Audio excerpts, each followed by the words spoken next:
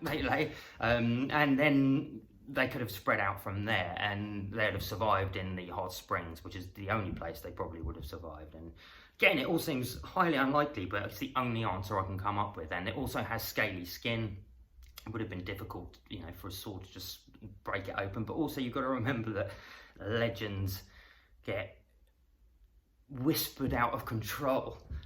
Always. There's a really good video I just watched by a guy called Thoughty2, very clever, who he talks about, there's this little island somewhere. You've got to watch this video, it's fantastic. It kind of explains how things get blown out of all proportion. But there's this little island somewhere that during the Second World War, US troops landed on, and the natives there had never seen these US troops before, and they came with all this technology and you know, like machines and tanks and firearms and medicine, and they thought they were like gods. And so they were only sort of stationed there for a bit, but anyway, they left, and now the people remember the time that they were there as like the gods visiting, and they have like these like air traffic control towers that they've built, and they kind of pretend to, you know, they worship the people that landed there because the technology was so far in advance of what they were used to.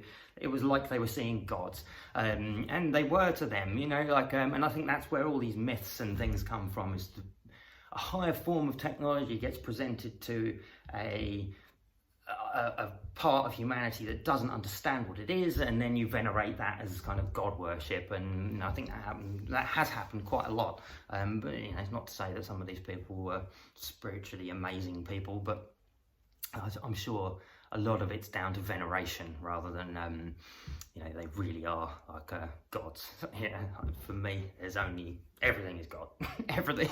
So that's it. That's as much as I need to say on that. But anyway, that's what I think the dragon was. That is how I think they came to be here. That is why I think Beowulf was possibly a real king, because it says he is on his coin. It all seems so self-explanatory to me, but I can't believe that modern scholars haven't kind of even looked at that. And it's really interesting as well that they misspell Beowulf's name twice. So in one version of the Anglo-Saxon Chronicle, he's called Beowulf, and then in the second one, he's called Beowulf. Why is that? And no other Anglo-Saxon king has his name spelt wrong, but this one does, even though his coin spells it out explicitly. Kind of explains to me that we're being fed information that isn't very accurate. And you know, looking at all of this, I'm hopeful that I can prove that he was a, you know, an amazing Anglo-Saxon king. We should all be very proud of Beowulf for going and fighting this thing. And I think he's documented as dying in a battle against Ecgbert, I think, in the Ellenden, the Battle of Ellenden. I'm wondering if basically he got wounded in that battle in real life, and then he came back. They did know of this creature that lived in this hot spring under the church, and perhaps it had moved in there while they'd been off at war or something, and people were scared of it, because again, Komodo dragons are man-eaters as well. They will eat people, and people were smaller back then, and yet there were giants. There were people that were over 7 foot tall. Whether Beowulf was one or not, I don't know. We would do if we found his bones. Where, you know, that'd be interesting as well. Although I don't know whether bones survive a funeral pyre. We know he was burnt, but there was in the burial mound that was partially excavated, there was a crouched skeleton and other interments. Now I'm guessing that the crouched skeleton was Beowulf. I hope so, because then you'd be able to know. Oh, God, it'd be amazing. Also, we could find them, we could put them back for him. Like, it's a bit harsh that it was just butchered, the mound was just butchered up, for whoever it was, to be honest. Even if it isn't Beowulf up there, like, it's just not right that someone just butchered this burial mound to put a water reservoir in. They could have put it anywhere else up there, anywhere, literally. They decided to put it bang on there. It's not okay. And it's all gone missing, and that's British heritage, British history. And that happened up on Morning Hill as well, next to the golf course. You can see it from Lewis. There's a kind of like dug out burial mound that was up there, and there's no information whatsoever on what came out of that. None.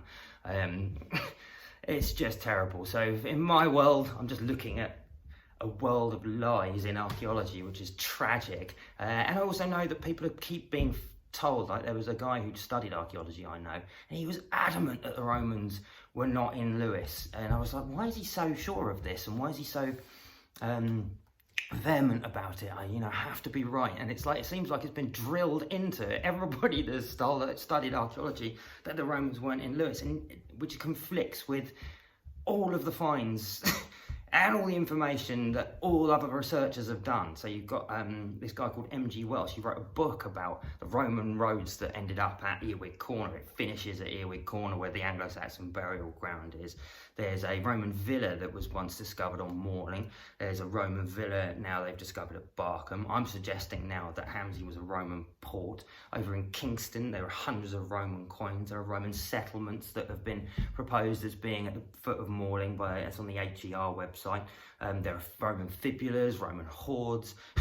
I mean, how much more Roman stuff do you need to admit that the Romans were here? I think was it St. John's sub Castro is supposed to have been built on an old Roman encampment, which was next to the Pels swimming pool. And the Pels gets its name from where they washed pelts, apparently. But there were cold water springs there, which still feed the Pels pool, but I'm guessing that cold water spring was life for everybody. And, I expect half the reason that people settled in areas like Lewes is because of the springs. You need fresh, clean water. And there it is, it's just bubbling out of the ground. And it's also then when they came over, it's rich farmland. And also then all this stuff that had been left behind by the Romans. It must have been amazing. And you just turn up and it's like Atlantis, like for us finding Atlantis, maybe, But imagine just rocking up from a starving population in Sweden, and then you turn up on the Sussex coast and there's like a few locals left, maybe some sort of like Roman warlords up in a few wooden forts, but it's easy pickings and there's all this stuff available for you.